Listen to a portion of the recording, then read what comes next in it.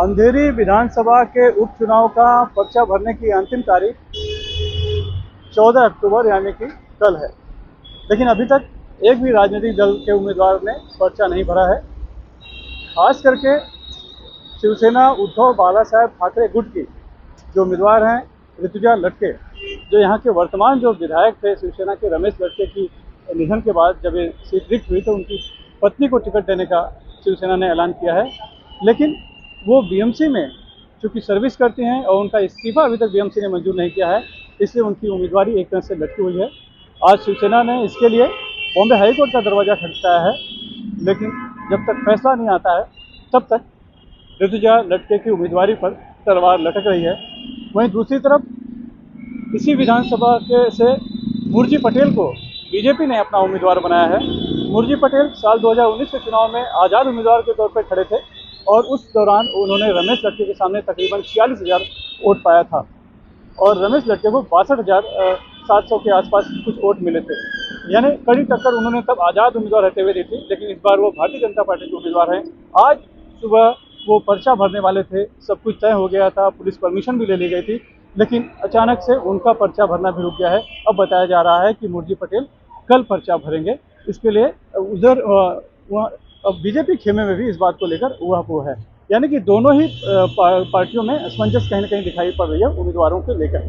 चर्चा यह है कि जो बाळासाहेबांची शिवसेना यानी कि एकनाथ शिंदे गुट जो है वो जोर दे रहा है कि वो इस सीट पर शिवसेना उद्धव बालासाहेब ठाकरे के सामने लड़ना चाहता है। इसीलिए दोनों बीजेपी और एकनाथ शिंदे गुट में कशमकश चल रही है। इसीलिए शायद मुर्जी पटेल को आज शायद पर्चा भरने नहीं दिया गया है। लेकिन बीजेपी सूत्र कह रहे हैं कि बीजेपी ही ये अंधेरी विधानसभा का उपचुनाव लड़ेगी और बीजेपी के मुर्जी पटेल ही उसके उम्मीदवार रहेंगे। लेकिन कशमकश बना हुआ है क्योंकि 3 नवंबर को चुनाव होना है। कल पर्चा भरने का आखिरी दिन है और अभी तक न तो शिवसेना उद्धव बालासाहेब ठाकरे की तरफ से जो ऋतुजा रमेश लटके हैं वो पर्चा भर पाई हैं और न ही बीजेपी, जिसने कि चुनाव का ऐलान होने के पहले ही मुर्जी पटेल का चुनावी दफ्तर खोल दिया था, वो मुर्जी पटेल भी अब तक पर्चा भर पाए हैं। और इसी बीच कांग्रेस और एनसीपी ने जो है कि शिवसेना के उम्मीदवार को समर्थन की घोषणा कर दी है और इससे नाराज होकर कांग्रेस के एक जो माइनॉरिटी सेल के जो अध्यक्ष है नेता, वो यहाँ से उन्होंने इस्तीफा दे दिया। उनका कहना है कि ये विधानसभा जो है परंपरागत रूप से कांग्रेस की रही है। अभी पिछली बार रमेश लटके शिवसेना की जीत कराए थे, तो इसमें कोशिश करनी चाहिए कांग्रेस को कि अपना उम्मीदवार खड़ा करने की, ताकि उनका संगठन भी बरकरार रहे।